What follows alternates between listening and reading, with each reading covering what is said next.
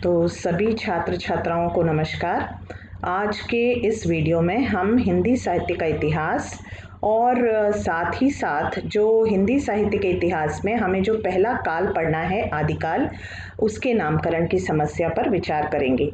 तो सर्वप्रथम बच्चों, किसी भी साहित्य के किसी भी भाषा का जो साहित्य है उसके इतिहास को समझने से पहले हम उस समाज की जो भाषा है, तो भाषा, समाज और साहित्य, इनके बीच का जो अंतः संबंध है अगर हम उसे समझ लें तो साहित्य के इतिहास को समझने में कोई कठिनाई हमारे सामने नहीं रह जाती है। तो बच्चों, जैसा आप सभी जानते हैं कि भाषा जो होती है वो विचार विनिमय का साधन होती है या भाव संप्रेषण का एक माध्यम होती है। तो जो मनुष्य होता है वो सामाजिक प्राणी है, वो एक प्रत्येक समाज में रहता है और अनेक समाजों की अलग अलग भाषाएं, अलग अलग प्रांतों की अलग अलग भाषाएं हैं, जैसे भारतवर्ष है या अलग अलग देशों में अलग अलग भाषाएं पाई जाती हैं और हर समाज की अपनी एक भाषा होती है, अपनी एक संस्कृति होती है। तो इस तरह से अगर हम देखें तो जिस भाषा का प्रयोग वो समाज करता है, ठीक है, तो समाज के लोग ही भाषा का प्रयोग करते हैं अपने विचारों के विनिमय के लिए, अपनी अनुभूतियों को अभिव्यक्ति प्रदान करते हैं भाषा के द्वारा। अब साहित्य से जुड़ा साहित्य जो होता है वो समाज का दर्पण होता है। तो बच्चों, जब आप कहीं जाते हैं या तैयार होते हैं तो हम सबसे पहले अपनी छवि किस में देखते हैं? दर्पण में देखते हैं, शीशे में देखते हैं कि हम कैसे दिख रहे हैं। तो वही चीज़ कहाँ होती है कि हम जब शीशा देखते हैं और देख लेते हैं कि हम कैसे दिख रहे हैं, हमारी पूरी छवि जो है शीशा बता देता है कि हमें कोई त्रुटि तो नहीं है हमारी तैयारी में। तो वही चीज़ साहित्य जो होता है वो भी बिल्कुल वही काम करता है। समाज की जो प्रवृत्तियाँ होती हैं, समाज की जो परिस्थितियाँ होती हैं, वो सारी चीज़ें वहाँ पर हमें साहित्य में परिलक्षित होती हैं। तो कहीं ना कहीं हम कह सकते हैं कि साहित्य समाज का दर्पण इसीलिए होता है क्योंकि समाज की जो उस समय की जो परिस्थितियाँ होती हैं, सामाजिक जो, चाहे वो सामाजिक परिस्थितियाँ हों, समाज के अंतर्गत धार्मिक परिस्थितियाँ हों, समाज के अंतर्गत राजनीतिक परिस्थितियाँ हों, कोई भी परिस्थितियाँ हों, सभी चीज़ें जो है साहित्य में परिलक्षित होती हैं। ठीक है, तो साहित्य हमेशा एक जैसा नहीं होता, चाहे वो किसी भी भाषा का हो। जैसे जैसे समाज में परिवर्तन आता है उसी तरह से साहित्य में भी वो परिवर्तन परिलक्षित होता दिखाई देता है। ठीक है, आपने जैसे अगर मान लीजिए बच्चों कि हम, क्योंकि जनता की मनोवृत्ति हमेशा एक जैसी नहीं रहती और समाज जो है, समाज के जो मनुष्य हैं उनकी सोच में भी निरंतर परिवर्तन होता चला जाता है। ठीक है, अगर मान लीजिए कि अगर आपकी माताजी आपको केवल रोटी और दाल 5 दिन के लिए खाने के लिए कहें तो क्या आप खा सकते हैं बच्चों? नहीं खा सकते। तो इसका मतलब क्या है? कहीं ना कहीं आपको रुचिकर, मतलब एक दिन आप दो दिन खा लेंगे, उसके बाद आप कहेंगे नहीं कुछ और बनाओ या कुछ और खाने का आपका मन होगा, तो आप निरंतर वही चीज़ नहीं कर सकते। तो उसी तरह से साहित्य में भी अलग, जैसे जैसे जनता की परिस्थितियाँ, जनता की सोच बदलती है, उसकी रुचि बदलती है, हम उन चीज़ों को हम फिल्म जगत से भी जोड़कर देख सकते हैं क्योंकि हर सिनेमा में भी एक कथा होती है, एक साहित्य होता है और एक तरह की मूवी हमेशा हम नहीं देखते। कभी 4-5 एक्शन मूवी देख ली, उसके बाद फिर हम जो है किसी और तरह की मूवी की जो डिमांड बढ़ जाती है कि उसकी जो पूछ बढ़ जाती है, उस तरह की मूवीज़ आने लगती हैं, उस तरह का सिनेमा जो है बनने लगता है। तो वही चीज़ है कि साहित्य जो है वो समाज से अलग चीज़ नहीं है, समाज से बंधकर चलने वाली चीज़ है। समाज में जनता की रुचि जैसे जैसे परिवर्तित होती है, उसकी मानसिकता जैसे जैसे बदलती है, उसी तरह का साहित्य हमें देखने को मिलता है। परिस्थितियाँ, सोच, इन सभी चीज़ों का असर उस पर, वहाँ पर साहित्य पर होता है। तो इस तरह से देखा बच्चों हमने कि किस तरह से साहित्य, भाषा और समाज का अंतः संबंध होता है। ठीक है, अगर हम अब हिंदी साहित्य के इतिहास की बात करें बच्चों, तो देखिए मैं यहाँ पर आपको स्पष्ट करना चाहूँगी कि जो हिंदी साहित्य का इतिहास है वो, उसमें अगर पहली बार हिंदी साहित्य के इतिहासकारों में, पहली बार हिंदी साहित्य के इतिहासकारों में हिंदी साहित्य का इतिहास लिखने का उसके काल विभाजन का जो सबसे पहला प्रयास किया गया, उनमें कुछ विद्वान हैं जिनका नाम मैंने यहाँ पर आपको स्लाइड में दिया है। एक है फ्रेंच विद्वान गारसा द तासी, ठीक है। उन्होंने अपनी पुस्तक इस्तवार दला लितेतुर एंदोई हिंदुस्तानी में पहली बार, ठीक है, उन्होंने हिंदी साहित्य के काल विभाजन का, हिंदी साहित्य के इतिहास के काल विभाजन का पहला प्रयास उन्होंने वहाँ पर किया। उसके बाद आप देख सकते हैं मौलवी करीमुद्दीन का जो है तज़किरा ए शुरुआई, इसमें भी प्रयास किया गया काल विभाजन का। और मतलब इतिहासकार जो ये सारे प्रारंभिक इतिहासकार हुए जिन्होंने हिंदी साहित्य के काल विभाजन और हिंदी साहित्य के काल विभाजन में योग दिया। हिंदी साहित्य के इतिहासकारों में इनका नाम सर्वप्रथम आता है। और फिर उसमें शिव सिंह सेंगर का नाम आता है, जो जिनकी पुस्तक है शिव सिंह सरोज, और जॉर्ज ग्रियर्सन हैं जिनका the modern vernacular literature of Hindustan, ये भी बहुत ज़्यादा जो है प्रचलित रहा। तो भले ही बहुत सारे और भी अन्य विद्वान हैं जिन्होंने जो है कई ग्रंथ लिखे, लेकिन उसमें फिर मिश्र बंधु हैं, ठीक है। इस तरह कई ऐसे विद्वान हैं जिन्होंने हिंदी साहित्य का इतिहास लिखने का प्रयास किया। और उसमें फिर उसके बाद अगर हम देखें तो सबसे ज़्यादा प्रामाणिक ग्रंथ जिसे माना जाता है वो है हिंदी साहित्य का इतिहास। आचार्य रामचंद्र शुक्ल ने जो लिखा उसे हम सबसे ज़्यादा प्रामाणिक मानते हैं, कि उसमें जो काल विभाजन दिया गया है उसे हम सबसे ज़्यादा प्रामाणिक मानकर चलते हैं।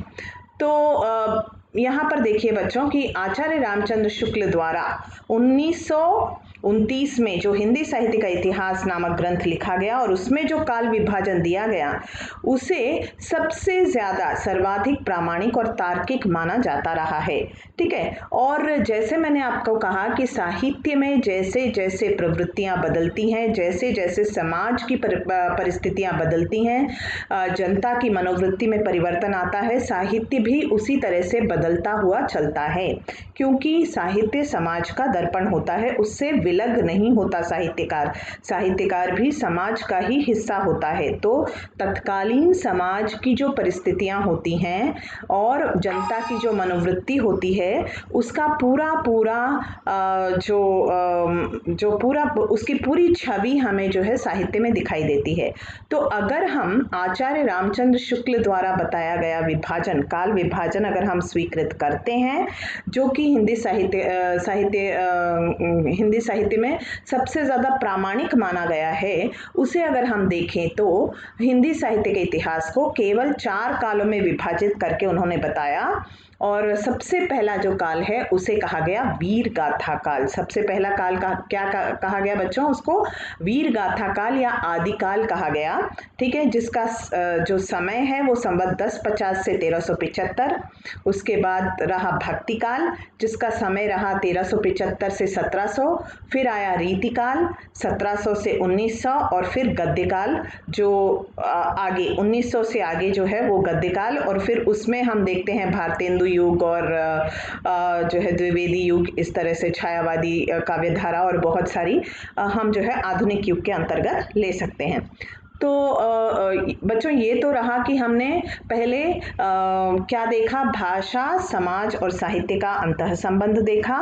और जैसे जैसे परिस्थितियां बदलती हैं साहित्य का प्रारूप भी बदलता है, साहित्य निरंतर बहती हुई धारा की तरह जो है वो भी बदलता चला जाता है, ठीक है। अलग अलग परिस्थितियों में अलग अलग तरह का साहित्य लिखा गया, इस चीज़ की भी बात हमने की। तो अब हम सबसे पहला जो युग है जिसे हमने वीर गाथा कहा है बच्चों, तो अगर हम वीर गाथा में आकर देखते हैं कि इसे वीर गाथा काल नामकरण क्यों कहा गया, या फिर इस जो वीर गाथा काल जिसे कहा गया और आदिकाल जिसे हम मानते हैं प्रारंभिक काल, उसको कई विद्वानों ने कई नाम उसके दिए। और ये एक चर्चा का विषय निरंतर बना रहा कि आदिकाल का जो नाम है वो आदिकाल होना चाहिए या वीर गाथा काल होना चाहिए या संधिकाल होना चाहिए या फिर चारण काल होना चाहिए। तो नामकरण की समस्या आदिकाल को लेकर हमेशा से बनी रही। तो उसी चीज़ को यहाँ पर आप देखें कि कुछ विद्वानों ने कौन से ऐसे कारण हैं कि कौन सा नामकरण उन्होंने कहा कि ये सबसे ज़्यादा उपयुक्त है, ठीक है। तो यहाँ देखते हैं डॉक्टर हजारी प्रसाद द्विवेदी ने आदिकाल को आदिकाल कहा, ठीक है। उन्होंने आदिकाल या वीर गाथा काल को जो सबसे उपयुक्त नाम माना, उन्होंने कहा ये आदिकाल है, इसे आदिकाल कहना उचित होगा, क्योंकि ये हिंदी भाषा और काव्य रूप हिंदी भाषा और हिंदी साहित्य में जो काव्य रूप है वो अंकुरित हो रहा था उस समय, तो इसलिए क्योंकि वो अंकुरण का काल है इसलिए उसको आदिकाल कहा जाना चाहिए, ये उनके कारण रहे। फिर अगर हम देखें तो दूसरे विद्वान आचार्य रामचंद्र शुक्ल, जिनका कि काल विभाजन सबसे ज़्यादा प्रामाणिक माना जाता है, उन्होंने इसे वीर गाथा काल कहना उचित समझा बच्चों, क्योंकि उस ज़माने में अगर हम देखें कि सम्राट हर्षवर्धन की मृत्यु के पश्चात जो राजपूत राजा राज कर रहे थे उनमें सभी बहुत शूरवीर थे, लेकिन कहीं ना कहीं राष्ट्रीय एकता वहाँ पर नहीं थी और सभी उनके अंतर्गत व्यक्तिगत शौर्य का प्रदर्शन वहाँ पर ज़्यादा था और एक दूसरे के प्रति वैमनस्य की भावना ज़्यादा थी, ठीक है। तो इन राजाओं के पास अपने राज्याश्रित कवि हुआ करते थे, जिन्हें हम चारण कवियों के नाम से भी जानते हैं, और ये कवि क्या करते थे कि राजाओं की वीरता के किस्से, उनके प्रेम प्रसंगों की कथाएं, बहुत ही मतलब उनकी वीरता की जो कथाएं होती थी और उनके प्रेम प्रसंगों के बारे में जो कुछ भी लिखते थे वो बहुत बढ़ा चढ़ा कर लिखते थे, ठीक है। तो क्योंकि यहाँ पर वीरों की कथाओं की प्रमुखता थी, छोटे छोटे राज्यों में राज्याश्रित कवि अपने अपने राजाओं की वीरता के किस्से गाया करते थे, इसलिए उसको कहा गया वीर गाथा काल, ठीक है। वीरों की गाथाओं का काल, इसलिए उसको वीर गाथा काल कहा गया। तो उसी तरह से अगर हम बात करें डॉक्टर राम कुमार वर्मा की, तो उन्होंने इसे संधि काल और चारण काल कहा बच्चों। तो देखिए, एक ही काल के कितने सारे नाम और हर विद्वान ने अपना अपना समर्थन की एक कारण बताया कि मैंने इस नाम का समर्थन क्यों किया है। अब जैसे डॉक्टर रामकुमार वर्मा हैं, उन्होंने उसे चारण काल कहा और संधि काल कहा। तो चारण काल इसलिए कहा क्योंकि उस समय के जो कवि हुआ करते थे वो चारण कवि माने जाते थे, और ये चारण कवि जो हुआ करते थे वो राज्याश्रय में रहकर, राजाओं के आश्रित रहकर उनको प्रसन्न करने के लिए उनकी वीरताओं के किस्से गाया करते थे। और क्योंकि ये चारण कवियों की रचनाएं उस समय ज़्यादा लिखी गई, इसलिए उसे चारण काल कहा। और संधि काल इसलिए क्योंकि बच्चों देखिए कि ये जो आदिकाल है, आदिकाल का जो समय सीमा हमने देखी अभी 1050 से लेकर 1375 जो कालखंड बताया गया, तो हिंदी साहित्य का प्रारंभ अगर हम देखें तो 8वीं शताब्दी से लेकर 14वीं शताब्दी से पूर्व तक का जो काल है उसको हमने आदिकाल के अंतर्गत रखा है, ठीक है। तो आदिकाल से पहले की जो मतलब 8वीं शताब्दी में अगर हम देखें तो प्राकृत, पाली और अपभ्रंश का काल था, और आदिकाल में हम देखते हैं कि जो सिद्ध साहित्य आया, नाथ साहित्य आया, उसी तरह से रासो काव्य आए, और इन चारण कवियों की और भाट कवियों की जो भाषाएं थी उस समय के चारण कवियों की और जो भाट कवि हुआ करते थे उनकी भाषाओं में राजस्थानी और ब्रज भाषा जो होती थी उसके रूप मिलते हैं, और उसे डिंगल और पिंगल भाषाएं कहा गया। उसको क्या कहा गया? डिंगल भाषा और पिंगल भाषाओं के रूप में लिया गया। तो अपभ्रंश का ही एक विकसित रूप हम यहाँ पर पाते हैं, ठीक है। अपभ्रंश भाषा का ही एक विकसित रूप यहाँ पर हमें आदिकाल में मिलता है, और यहाँ जो प्रचलित भाषाएं हमें मिलती हैं वो है डिंगल और पिंगल का रूप, ठीक है। और ये आज की हिंदी नहीं है बच्चों, जिसे हम आज की हिंदी कहते हैं खड़ी बोली हिंदी, वो वहाँ पर उसका उदय वहाँ पर नहीं हुआ था आदिकाल में, ठीक है। तो इसी कारण इसे संधि काल और चारण काल कहा गया। पंडित राहुल सांकृत्यायन को अगर हम देखें तो उन्होंने इसे कहा सिद्ध सामंत काल। तो सिद्ध सामंत काल कहने के पीछे आशय ये था कि वो जो सामंती युग था, सामंती युग या फिर कहिए कि उस जमाने में जो जितने भी कवि हुआ करते थे राजाओं के आश्रित हुआ करते थे, राजाओं के वीरता के किस्से, सामंतों की वीरता के किस्से गाए जाते थे और बहुत बढ़ा चढ़ाकर उनका जो है वर्णन किया जाता था। तो इसी कारण उन कवियों के कारण सामंती युग की रचना, मतलब उस राजाश्रय में रचित काव्य के कारण ही इसे सामंती काल कहा गया, मतलब सिद्ध सामंत काल यहाँ पर कहा गया। और महावीर प्रसाद द्विवेदी, आचार्य महावीर प्रसाद द्विवेदी ने इसे बीजापन काल कहा, क्योंकि ये वहाँ पर हिंदी साहित्य के बीज अंकुरित हो रहे थे, इसलिए इसका नाम बीजवपन काल, मतलब एक तरह से प्रारंभिक काल जो होता है उसे बीजवपन कहते हैं। और बच्चन सिंह जो हैं उन्होंने उसे अपभ्रंश काल कहा, क्योंकि वो भाषा जो है अपभ्रंश का ही विकसित रूप यहाँ पर हम देखते हैं, इसलिए उस भाषा के प्रचलन के आधार पर उन्होंने इसे अपभ्रंश काल कहा। तो बच्चों यहाँ पर हमने बहुत कुछ देखा। सर्वप्रथम हमने ये देखा कि भाषा साहित्य, भाषा का साहित्य से जुड़ाव कैसे है, और हर भाषा का एक समृद्ध साहित्य होता है, और हर समाज का अपना एक साहित्य होता है। इस तरह की उन सभी के बीच में जो अंतः संबंध है उसको समझने का प्रयास हमने किया। फिर हमने ये देखा कि सबसे ज़्यादा प्रामाणिक जो एक तरह से, मतलब क्योंकि साहित्य में परिवर्तन आता रहता है, साहित्य हमेशा एक जैसी कृतियाँ या एक तरह की रचनाएं नहीं लिखी जाती।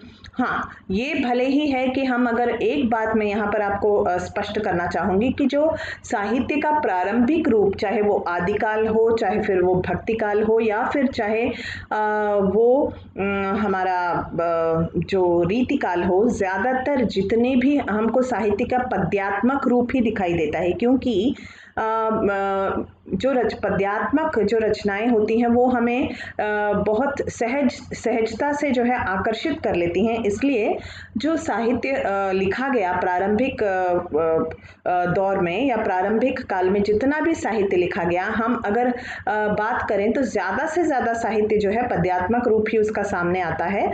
और बाद में, मतलब आधुनिक काल में आकर हम गद्य की कई विधाएं पाते हैं।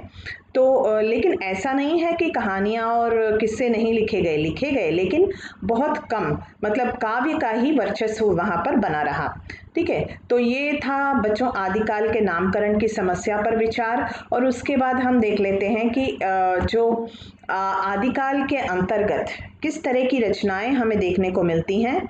और इस वीडियो में हम यहाँ पर आदिकाल की रचनाओं के बारे में जानकारी ले लेंगे। उसके बाद हम क्या करेंगे कि बाद में जो नेक्स्ट वीडियो होगा आपका, उसमें हम आदिकाल की परिस्थितियां देखेंगे, आदिकाल की अलग अलग, मैंने जैसे कहा कि साहित्य में हर काल के साहित्य में, और जब हम किसी भी भाषा के साहित्य की बात करते हैं तो साहित्य में तत्कालीन परिस्थितियों का जो है बहुत बड़ा हाथ होता है, बहुत बड़ा योगदान होता है। तो हम परिस्थितियों के बारे में जानेंगे और विशेषताओं के बारे में जानने का प्रयास करेंगे।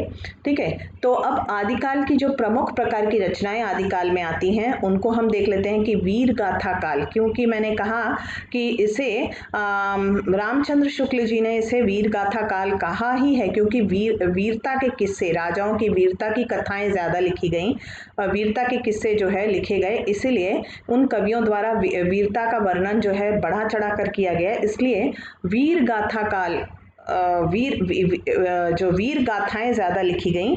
तो वो रासो ग्रंथों में भी हम देखते हैं कि राज्याश्रित कवियों ने रासो ग्रंथों को जब लिखा तब उसमें उनके जो जिनके राज्याश्रय में वो रहा करते थे उनकी वीरता के किस्से वहाँ लिखे गए। ठीक है, फिर विद्यापति जो हैं उनकी कीर्तिलता इस श्रेणी में आती है। फिर हम धार्मिक रचनाओं को देखते हैं जहाँ पर सिद्ध साहित्य, नाथ साहित्य और जैन साहित्य और विद्यापति की पदावली को देखा जा सकता है। फिर श्रृंगार परक रचनाएं आई कि जहाँ मैंने आपको कहा कि वीरता के साथ साथ जो राजा हुआ करते थे वहाँ पर उस समय आपको पता ही है कि मतलब जो राजा हुआ करते थे उनकी जितने भी विवाह हुआ करते थे, कई विवाह, एक एक राजा का कई जो है प्रेम प्रसंग हुआ करते थे, विवाह हुआ करते थे, तो उन सभी का बढ़ा चढ़ा कर जो है वर्णन किया जाता था। तो इन सारे श्रृंगार, उनके जो प्रेम प्रसंगों का वर्णन है वो सब श्रृंगार परक रचनाओं के अंतर्गत आता है। तो उसमें संदेश रासक है, ढोला मारूरा दूहा है, बीसल देवरासो है, विद्यापति की कीर्ति पताका है, उन सभी को रखा जा सकता है। और फिर मनोरंजनात्मक साहित्य भी वहाँ पर, जो अमीर खुसरो हैं जिन्हें कि हिंदुस्तान की तूती माना जाता है, उनकी पहेलियाँ हैं जो कि मनोरंजक साहित्य के अंतर्गत ली जा सकती हैं।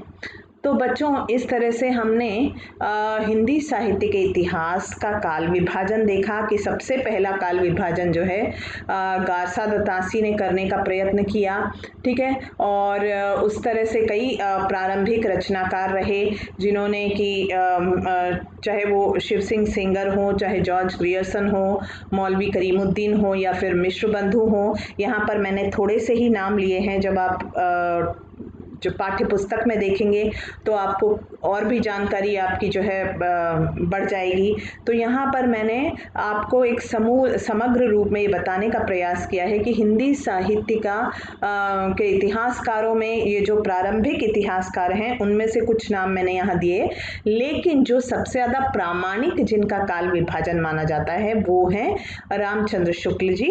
और उनका काल विभाजन हमें मतलब हिंदी साहित्य के ज़्यादातर विद्वानों ने मान्य माना है। जैसे हमने यहाँ पर देखा कि उसे वीरगाथा काल, हिंदी साहित्य के इतिहास को 4 कालों में विभक्त करके देखा गया, और वो है वीरगाथा काल, भक्ति काल, ठीक है। और भक्ति काल को हम पूर्व मध्य काल भी कहते हैं, वीरगाथा काल को हम आदि काल भी कहते हैं, रीति काल को हम उत्तर मध्य काल भी कहते हैं, और गद्य काल को हम आधुनिक काल के नाम से भी जानते हैं। तो अलग अलग कालों का अलग अलग नाम है।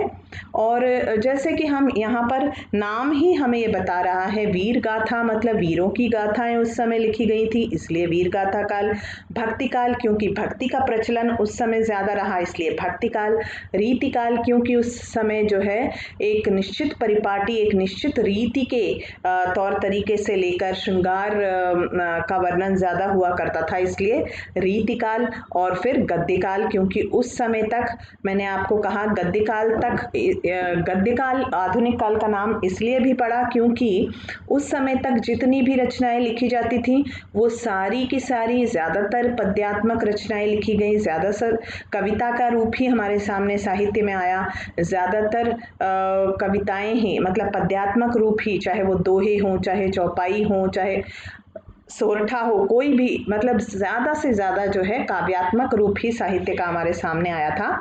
और आधुनिक काल के अंतर्गत हम देखते हैं कि गद्य की कई विधाओं में जो है अभिवृद्धि वहाँ पर उसकी जो है हुई, उसका विकास हुआ, गद्य का विकास वहाँ पर हुआ। ऐसा नहीं है कि गद्य तब तक लिखा नहीं जाता था, लेकिन वहाँ पर उसका विशेष रूप से हमें देखने को मिलता है कि गद्य की कई रचनाएं हमारे सामने, गद्य की कई विधाएं हमारे सामने आई, ठीक है। तो मेरे ख्याल से बच्चों, मैंने जो यहाँ पर आपको समझाने का प्रयास किया है वो उसकी समझ आपको वो समझने में कोई कठिनाई नहीं हुई होगी।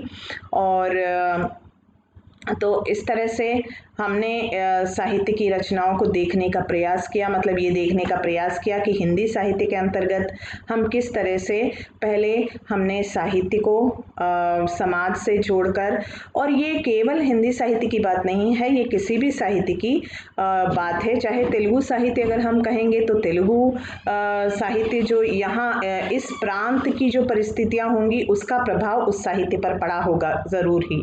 तो हर जगह का अपना साहित्य होता है और उसका अपना महत्व होता है, तो इसी को समझाने का प्रयत्न मैंने किया और आशा है कि आपको समझ में आया होगा।